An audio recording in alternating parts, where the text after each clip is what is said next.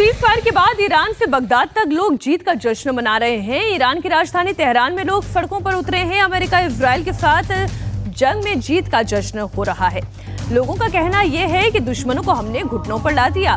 वहीं सीज़फायर के बाद बगदाद में भी लोग जश्न मनाते दिखाई दिए। बगदाद में लोगों ने कहा कि ईरान के सामने अमेरिका ने आत्मसमर्पण कर दिया है।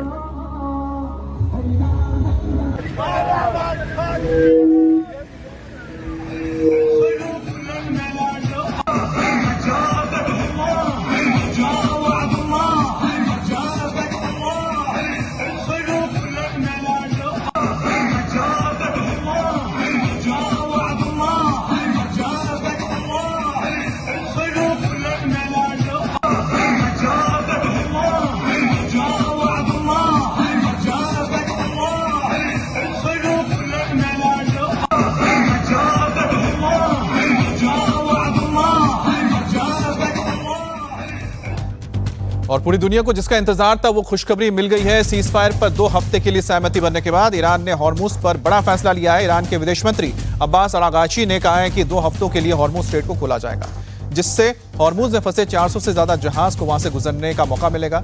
अब तेल और गैस लाने वाले भारतीय जहाज आसानी से और तेजी से भारत पहुंचेंगे। हॉर्मुज बंद होने की वजह से जो टेंशन थी वो पूरी तरह खत्म होती दिख रही है। समंदर से मिली ये अच्छी खबर अर्थव्यवस्था के लिए भी राहत भरी है। सबसे पहले तेल और गैस की सप्लाई फिर नॉर्मल हो जाएगी, गैस की कालाबाजारी बंद होगी, हो सकता है कि कीमतें बढ़ने की जो आशंका थी वो खत्म हो जाए।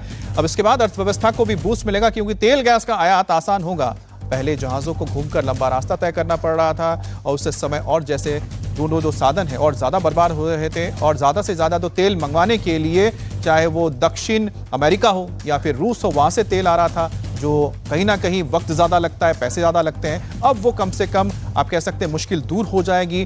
और जैसे ही गल्फ से तेल आना शुरू होगा, तेलों की कीमत साथ ही साथ उसकी आपूर्ति और ज्यादा सामान्य हो जाएगी। ईरान और अमेरिका के बीच सीज़फायर को लेकर चीन का रोल भी सामने आ रहा है।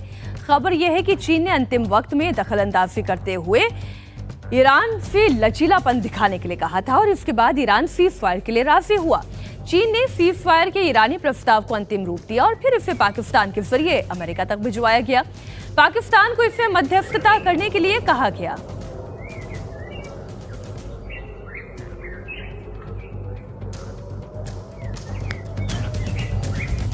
तो चीन ने पाकिस्तान को मध्यस्थता के लिए कहा। यूं कह लें या फिर आप ये कह लें कि पाकिस्तान की भूमिका इसमें एक पोस्टमैन की रही, जो चीन के कहने पर ईरान ने प्रस्ताव तैयार किया। उस प्रस्ताव को चीन के ही कहने पर पाकिस्तान ने अमेरिका तक पहुंचाया। हालांकि अमेरिका तक ये प्रस्ताव पहुंचा तो दिया गया है, पर इसमें से कई ऐसी बातें हैं जिस पर शायद पूरी तरह से डोनाल्ड ट्रंप राजी ना हो। और अमेरिका का भी एक पूरा प्रस्ताव तैयार हो चुका है, 15 सूत्रीय प्रस्ताव। ये बहुत जल्द 10 तारीख को डिस्कशन टेबल पर लाया जाएगा, जहां पर डोनाल्ड ट्रंप के तरफ से जेरेड कुशनर, स्टीव विटकॉफ ये इन प्रस्तावों को ईरान के साथ चर्चा में लेकर आएंगे। अब सीज़फायर से पहले ईरान पर भयंकर बमबारी भी हो रही थी। अमेरिका और इजरायल एक एक करके ईरान की इंफ्रास्ट्रक्चर को टारगेट कर रहे थे।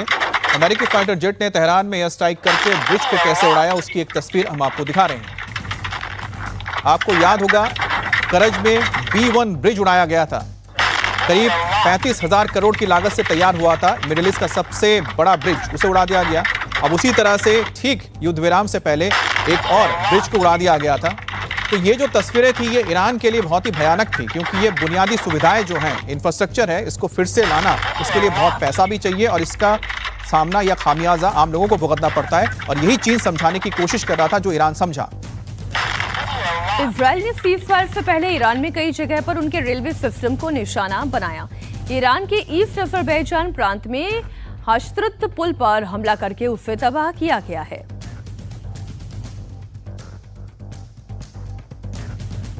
तस्वीरें आप देख रहे हैं। अब ईरान तो अपनी शर्त में ये कह रहा है कि ईरान पर होने वाले तमाम तरीके के इजरायली हमले, अमेरिकी हमले बंद हो जाने चाहिए और जितना नुकसान हुआ है उसकी भरपाई होनी चाहिए। इतना ही नहीं, ईरान को यूरेनियम एनरिचमेंट का भी अधिकार मिलना चाहिए और जितने प्रतिबंध ईरान पर बीते कुछ सालों में लगे हैं उन प्रतिबंधों से भी ईरान को मुक्त होना चाहिए। लेकिन क्या इन तमाम बातों पर अमेरिका तैयार होगा या नहीं, इस पर हमारी नजर है।